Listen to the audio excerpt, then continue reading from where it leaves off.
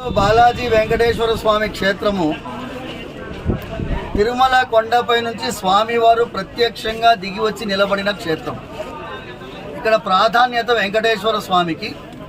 తిరుమలలో ఏ నియమాలు వర్తిస్తాయో ప్రభుత్వ పరంగా చిలుకూరులో కూడా ఆ నియమాలు వర్తించాలి. తిరుమల కొండపైన ఒక జీవో ఇష్యూ చేశారు అప్పటి ప్రభుత్వం, ఉమ్మడి ఆంధ్రప్రదేశ్ ప్రభుత్వం. దాని పేరు దివ్యక్షేత్రం జీవో. అంటే ఈ 2 కిలోమీటర్ రేడియస్లో కొత్తగా ఏ మత సంస్థ నిర్మాణం జరగడానికి వీల్లేదు. ఆ జీవోని ఇక్కడ అమలు పరచాలని కలెక్టరేట్ని కూడా నేను ప్రార్థిస్తున్నాను. పోలీస్ యంత్రాంగం సహకరిస్తున్నది. అక్కడ నిర్మాణానికి ఏ ప్రయత్నము జరగకూడదు.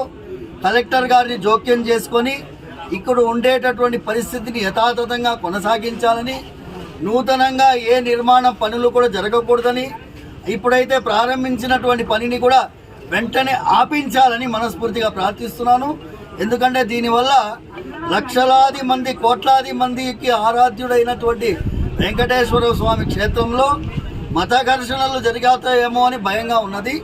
ఎందుకంటే యాంటీ సోషల్ ఎలిమెంట్స్ అంటే దీన్ని ఆసరాగా చేసుకొని ఒక మంచి సామరస్యమైన వాతావరణాన్ని పోగొట్టే ప్రయత్నం కొంతమంది జరిపే అవకాశం ఉంది. కాబట్టి ప్రభుత్వం చొరవ తీసుకోవాలని మనస్ఫూర్తిగా ప్రార్థిస్తూ, ఏ పరిస్థితి కూడా తలపెట్టకుండా, ఎమర్జెన్సీ సిచ్యువేషన్ క్రియేట్ కాకుండా అందరూ జాగ్రత్త పడాలని, అందరినీ సామరస్యంగా ఉండాలని ప్రార్థిస్తూ, మా సోదరులకు కూడా నేను చెప్తున్నాను, ఈ క్షేత్రాన్ని తిరుమల క్షేత్రంకు సమానమైనటువంటి చిలుకూరు బాలాజీ క్షేత్రం.